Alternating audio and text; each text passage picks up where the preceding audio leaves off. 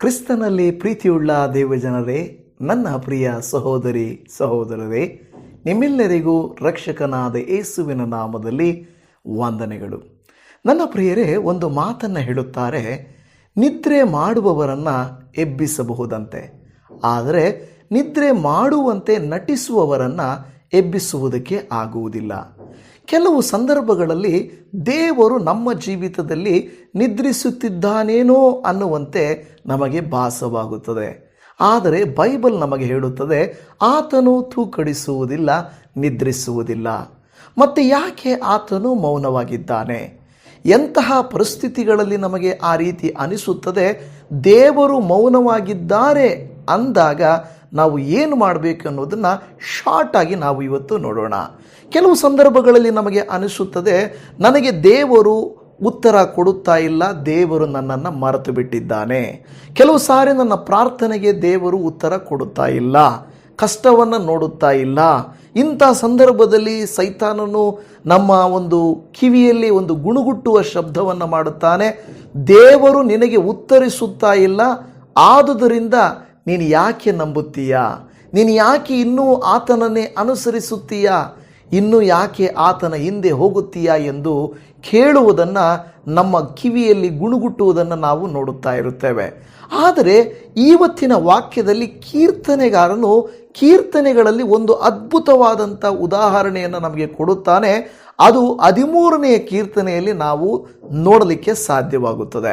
ದಾವೀದ ಭಕ್ತನು ನಮಗೆ ತನ್ನ ಜೀವಿತದ ಮೂಲಕ ದೇವರು ಮೌನವಾಗಿದ್ದಾಗ ಏನು ಮಾಡಬೇಕು ಅಂತ ತಿಳಿಸಿಕೊಡುವುದನ್ನು ನಾವು ನೋಡುತ್ತಾ ಇದ್ದೇವೆ. ಮೊದಲನೇ ಕಾರ್ಯ ದಾವೀದನು ಹೇಳುತ್ತಾನೆ, ಮೊದಲ ವಾಕ್ಯದಲ್ಲಿ ಹೇಳುತ್ತಾನೆ ಏನೆಂದರೆ, ನಾವು ಯಾವಾಗ ದೇವರು ನಮಗೆ ಪ್ರಾರ್ಥನೆಗೆ ಉತ್ತರ ಕೊಡುವುದಿಲ್ಲವೋ ಮೌನದಲ್ಲಿಯೂ, ದೇವರ ಮೌನದಲ್ಲಿಯೂ ಪ್ರಾರ್ಥನೆಯನ್ನು ನಿಲ್ಲಿಸಬಾರದು. ಅದು ಮೊದಲನೇ ಕಾರ್ಯದ, ಮೌನದಲ್ಲಿಯೂ ಪ್ರಾರ್ಥನೆಯನ್ನು ನಿಲ್ಲಿಸಬಾರದು. ಹೌದು, ಸೈತಾನ್ ಹೇಳ್ತಾನೆ, ಇಷ್ಟು ದಿನ ಪ್ರಾರ್ಥನೆ ಮಾಡಿದೀಯಾ, ಇಷ್ಟೆಲ್ಲ ಪ್ರಾರ್ಥನೆ ಮಾಡಿದೀಯಾ, ಹೇಗೆಲ್ಲ ಪ್ರಾರ್ಥನೆ ಮಾಡಿದೀಯಾ, ಆದರೆ ನಿನಗೆ ಉತ್ತರ ಸಿಗಲಿಲ್ಲ, ಮತ್ತು ಯಾಕೆ ನೀನು ಪ್ರಾರ್ಥಿಸಬೇಕು ಅಂತ ಹೇಳಿಬಿಟ್ಟು ಏನು ಮಾಡ್ತಾನೆ, ಸೈತಾನನ್ನು ಗುಣಗುಡ್ತಾನೆ. ಆದರೆ ಕೀರ್ತನೆಗಾರನ ದಾವೀದನು ಹೇಳ್ತಾನೆ, 4 ಬಾರಿ ದೇವರ ವಾಕ್ಯದಲ್ಲಿ, ದೇವರೇ ಎಷ್ಟರವರೆಗೆ ನೀನು ಮೌನವಾಗಿರ್ತೀಯ ಕರ್ತನೆ ಅಂತ ಕೇಳ್ತಾನೆ. ಅದರರ್ಥ 4 ಬಾರಿ, ಅದರ ಅರ್ಥ ಏನಂದರೆ, ಈ ಒಂದು ಸಾರಿ, ಮತ್ತೊಂದು ಸಾರಿ, ಮತ್ತೊಂದು ಸಾರಿ, ಮತ್ತೊಂದು ಸಾರಿ ಪ್ರಾರ್ಥನೆ ಮಾಡುತ್ತಲೇ ಇದ್ದಾನೆ. ಉತ್ತರ ತಡವಾಗಬಹುದು, ದೇವರ ಬಾಗಿಲು ಮುಚ್ಚಿದ ಹಾಗಿರಬಹುದು, ಆದರೆ ನಮ್ಮ ಪ್ರಾರ್ಥನೆ ಮುಚ್ಚಿದ ಬಾಗಿಲನ್ನು ತಟ್ಟುವ ರೀತಿಯಲ್ಲಿರುತ್ತದೆ. ಒಂದಲ್ಲ ಒಂದು ಸಾರಿ ದೇವರು ಏನು ಮಾಡ್ತಾರೆ, ನಮಗೆ ಉತ್ತರವನ್ನು ಕೊಡುತ್ತಾರೆ. ಪ್ರಾರ್ಥನೆಯ ಉತ್ತರ ತಡವಾದರೂ ಪ್ರಾರ್ಥನೆಯನ್ನು ತ್ಯಜಿಸಬಾರದು. ಅದು ನಾವು ನೋಡುವಂಥ ಮೊದಲನೆಯ ಕಾರ್ಯ. ನಮಗೆ ಲೂಕ 18:1 ಕೂಡ ಹೇಳುತ್ತದೆ, ನೀವೇನು ಮಾಡಬೇಕು, ಬೇಸರಗೊಳ್ಳದೆ ಪ್ರಾರ್ಥಿಸಬೇಕು ಎಂಬುದಾಗಿ. ಎರಡನೆಯ ಕಾರ್ಯ, ದೇವರ ವಾಗ್ದಾನಗಳನ್ನು ನೆನಪಿಸಿಕೊಳ್ಬೇಕು. ಯಾವಾಗೆಲ್ಲ ಸೈತಾನನು ನಮ್ಮ ಕಿವಿಯಲ್ಲಿ ಗುಣಗುಟ್ಟಿ ಅಪನಂಬಿಕೆಯನ್ನು ಹುಟ್ಟಿಸುವುದಕ್ಕೆ ಪ್ರಯತ್ನಿಸುತ್ತಾನೋ ಹಾಗೆಲ್ಲ ನಾವು ದೇವರ ವಾಗ್ದಾನಗಳನ್ನು ನೆನಪಿಸಿಕೊಳ್ಳಬೇಕು. ಹೌದು, ದೇವರ ವಾಗ್ದಾನಗಳು ಬದಲಾಗುವುದಿಲ್ಲ. ವಾಕ್ಯ ಹೇಳುತ್ತದೆ, ಆತನ ವಾಕ್ಯ ಬದಲಾಗುವುದಿಲ್ಲ, ಆತನ ವಾಗ್ದಾನಗಳು ಬದಲಾಗುವುದಿಲ್ಲ. ಅನೇಕ ದೇವಭಕ್ತರುಗಳು ಅನೇಕ ವರ್ಷಗಳ ಕಾಲ ಕಾಯುತ್ತಿದ್ದರು, ಸಿಗುವ ತನಕ ಸಿಗದೇ ಇದ್ದರೂ ಕೂಡ ಕಾಯುತ್ತಿದ್ದನು. ಹೌದು ನನ್ನ ಪ್ರಿಯ ದೇವಜನವೇ, ದೇವರು ತಡ ಮಾಡಬಹುದು, ಆತನು ತಪ್ಪು ಮಾಡುವುದಿಲ್ಲ. ಅದು ನಾವು ತಿಳ್ಕೊಳ್ಳಬೇಕಾಗಿರುವಂಥ ಮಾತು.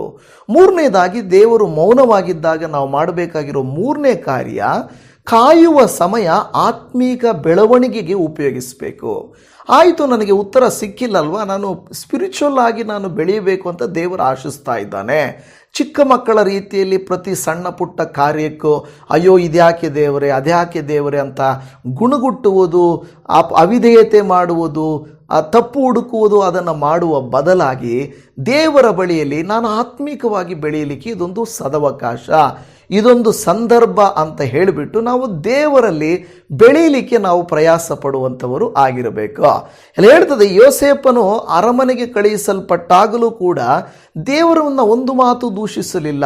ಯೋಬನು ಅಷ್ಟೇ, ಅವನು ಪರೀಕ್ಷೆಗೊಳಪಟ್ಟಾಗ ಒಂದು ಮಾತು ದೂಷಿಸಲಿಲ್ಲ. ಮೋಶೆಯನ್ನು ಒಂದು ನಾಯಕನಾಗಿದ್ದವನನ್ನು 40 ವರ್ಷ ಅರಣ್ಯಕ್ಕೆ ಕಳಿಸಿದಾಗ ಅವನು ದೂಷಿಸಲಿಲ್ಲ.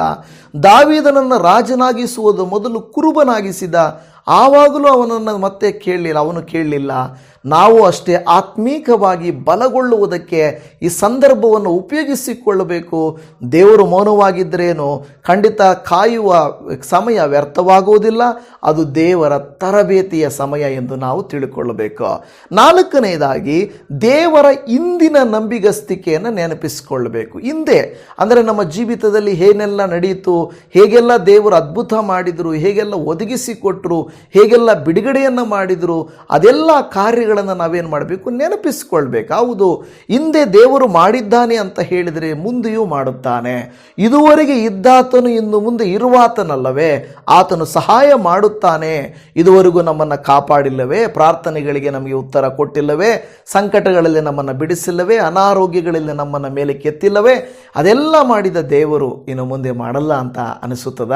ಖಂಡಿತವಾಗಿ ಆತನು ಮಾಡೇ ಮಾಡುತ್ತಾನೆ. ಹಿಂದೆ ನಂಬಿಗಸ್ತನಾಗಿದ್ದ ದೇವರು ಮುಂದೆಯೂ ನಂಬಿಗಸ್ತನಾಗಿರುತ್ತಾನೆ ಎಂಬುದನ್ನು ನಾವು ನೋಡುತ್ತಾ ಇದ್ದೇವೆ.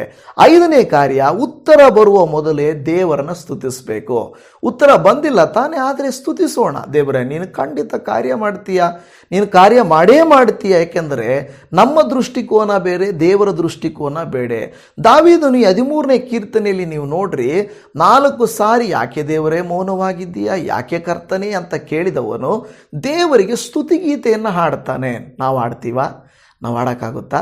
ಅಯ್ಯೋ, ನಮಗನಿಸುತ್ತೆ, ಅಯ್ಯೋ ಈ ಹಾಡಾಡೋದ, ಸ್ತೋತ್ರ ಮಾಡೋದ, ಆರಾಧನೆಗೆ ಹೋಗೋದ, ಪ್ರಾರ್ಥನೆ ಮಾಡೋದ, ದೇವರ ಸೇವೆಯಲ್ಲಿರೋದ, ಈ ರೀತಿಯಾಗೆಲ್ಲ ನಾವು ಅಂದುಕೊಳ್ಳುತ್ತೇವೆ. ದೇವರ ವಾಕ್ಯ ಹೇಳುತ್ತದೆ, ನಮ್ಮ ದೃಷ್ಟಿಕೋನ ಬದಲಾಗಬೇಕಾದರೆ, ನಮ್ಮ ಸ್ತುತಿಯು, ನಮ್ಮ ಪರಿಸ್ಥಿತಿಯು ಬದಲಾಗಬೇಕಾದರೆ ನಮ್ಮ ಹೃದಯ ದೇವರನ್ನ ಸ್ತುತಿಸಬೇಕು ಅಂತೇಳಿ. ಸೊ ಈ ಎಲ್ಲ ಕಾರ್ಯಗಳು ದೇವರು ಮೌನವಾಗಿದ್ದಾಗ ನಾವು ಮಾಡಬೇಕಾಗಿರುವಂಥ ಈ 5 ಕಾರ್ಯಗಳನ್ನು ನಾವು ನೋಡುತ್ತಾ ಇದ್ದೇವೆ. ಮೊದಲನೇದಾಗಿ ನಾನು ಹೇಳಿದೆ ನಿಮಗೇನೆಂದರೆ, ಮೌನವಾಗಿದ್ದರೂ ದೇವರು ಪ್ರಾರ್ಥಿಸುವುದನ್ನು ನಿಲ್ಲಿಸಬೇಡ್ರಿ, ವಾಗ್ದಾನಗಳನ್ನು ನೆನಪಿಸಿಕೊಳ್ಳ್ರಿ, ಇದು ಆತ್ಮಿಕ ಬೆಳವಣಿಗೆಗೆ ಉಪಯೋಗಿಸಿಕೊಳ್ಳ್ರಿ, ದೇವರ ಇಂದಿನ ನಂಬಿಗಸ್ತಿಕೆಯನ್ನು ನೆನಪಿಸಿಕೊಳ್ಳ್ರಿ, ಉತ್ತರ ಬರುವ ಮೊದಲೇ ದೇವರನ್ನು ಸ್ತುತಿಸಿರಿ ಅಂತ ಕೀರ್ತನೆಗಾರನು ತನ್ನ ಜೀವಿತದ ಮೂಲಕವಾಗಿ ಈ ಕೀರ್ತನೆಯಲ್ಲಿ ಹೇಳ್ತಾ ಇದ್ದಾನೆ. ನಾನು ಕೀರ್ತನೆ ವಾಕ್ಯ ಓದಿ ಹೋಗಿ ನಿಮಗೆ ತಿಳಿಸೋಕ್ಕೆ ತುಂಬ ಕಷ್ಟ, ನೀವು ಈಗಲೇ ಆ ಕೀರ್ತನೆ ಭಾಗವನ್ನು ಓದಿರಿ ಅಂತ ನಾನು ನಿಮಗೆ ಮನವಿ ಮಾಡ್ತೇನೆ. ಸೊ ನಮ್ಮ ಜೀವಿತದಲ್ಲಿ ವಾಕ್ಯವನ್ನಾಗಲಿ, ಪ್ರಾರ್ಥನೆಯನ್ನಾಗಲಿ, ದೇವರಿಗೆ ಕೊಡುವ ಸಮಯವನ್ನಾಗಲಿ, ದೇವರು ಮಾಡಿದ ಉಪಕಾರಗಳನ್ನಾಗಲಿ ನಾವು ಮರೆಯದೆ ನಾವು ಆತನಲ್ಲಿ ಇರುವಂಥವರು ಆಗಿರಬೇಕು. ಕರ್ತನು ನಿಮಗೂ ನನಗೂ ಆ ರೀತಿಯಾಗಿ ದೇವರು ಮೌನವಾಗಿರುವಾಗ ಈ ಕಾರ್ಯಗಳನ್ನು ಮಾಡಲಿಕ್ಕೆ ನಮಗೆ ಸಹಾಯ ಮಾಡಲಿ.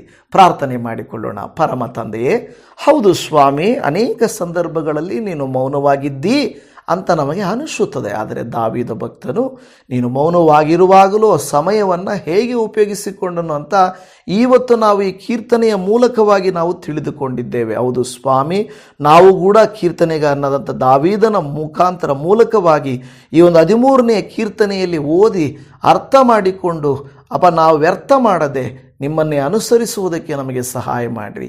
ವಾಕ್ಯವನ್ನು ಕೇಳಿದ ಈ ಭಕ್ತರ ಜೀವಿತದಲ್ಲಿ ದೊಡ್ಡ ಕಾರ್ಯಗಳನ್ನು ಮಾಡಿ, ತಾಳ್ಮೆಯನ್ನು ಕೊಟ್ಟು, ಇವರ ಪ್ರಶ್ನೆಗಳಿಗೆ ಉತ್ತರವನ್ನು ಕೊಟ್ಟು ನೀನಿದ್ದೀಯ ಅನ್ನುವಂಥದ್ದು ಅವರಿಗೆ ನೀವು ತಿಳಿಯಪಡಿಸಬೇಕಾಗಿ ಈ ಮೊರೆಯನ್ನು ಕೇಳಿದ್ದಕ್ಕಾಗಿ ಸ್ತೋತ್ರ. ವಿಡಿಯೋನ ನೋಡಿದ ಪ್ರತಿಯೊಬ್ಬರನ್ನು ಇದನ್ನು ಶೇರ್ ಮಾಡಿದ ಪ್ರತಿಯೊಬ್ಬರನ್ನು ನಿನ್ನನ್ನು ಆಶೀರ್ವದಿಸಬೇಕೆಂದು ಯೇಸು ಕ್ರಿಸ್ತನ ಮೊದಲ ನಾಮದಲ್ಲಿ ಪ್ರಾರ್ಥಿಸುತ್ತೇವೆ ತಂದೆಯೇ.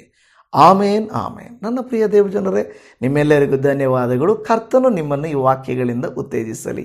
Price the Lord. ಶಲೋಮ್. ಆಮೇನ್.